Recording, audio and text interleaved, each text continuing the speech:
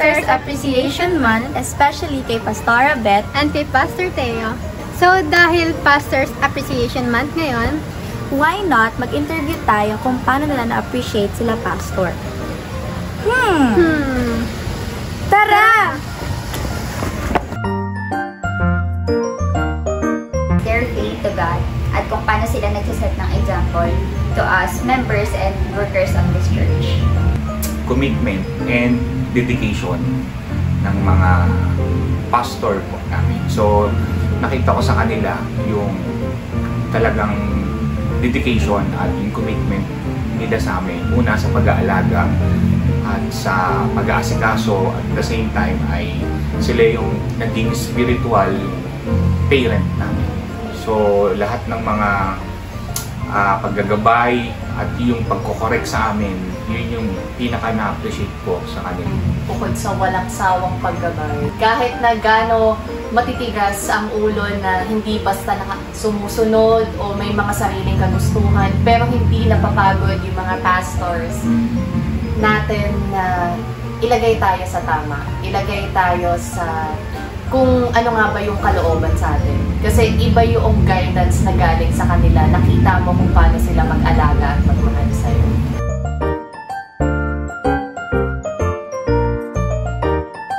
Lagi sumunod sa rules natin sa church at gumawa lagi ng sobra. Kay Pastor Teo, I learned to maging selfless lagi sa anumang pangyayari or bagay. Thank you po, Pastora, for being a mother sa buong Gate Church. At ako, personally, ina-appreciate kita dahil sobrang nakita ko yung grabing dedication mo sa ministry.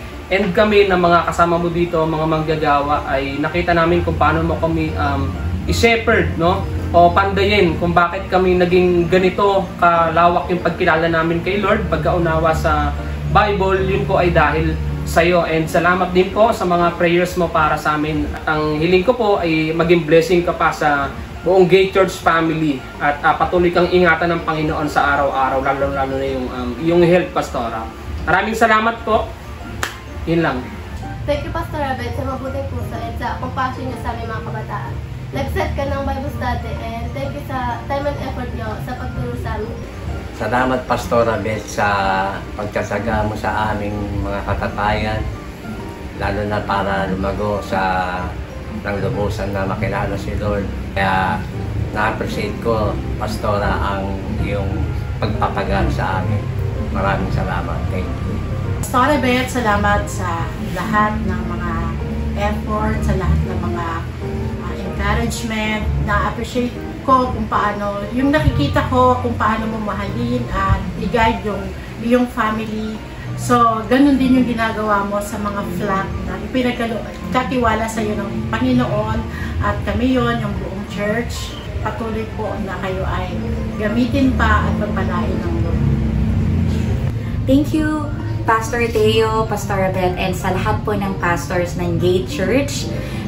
Thank you po dahil sa puso na ibinibigay nyo sa bawat members ng Gate Church, and especially for the care, for the love that you always give and extend to us. We always appreciate you for everything, and we pray that the Lord will bless you and will strengthen you more with His power, with His love, and with His grace.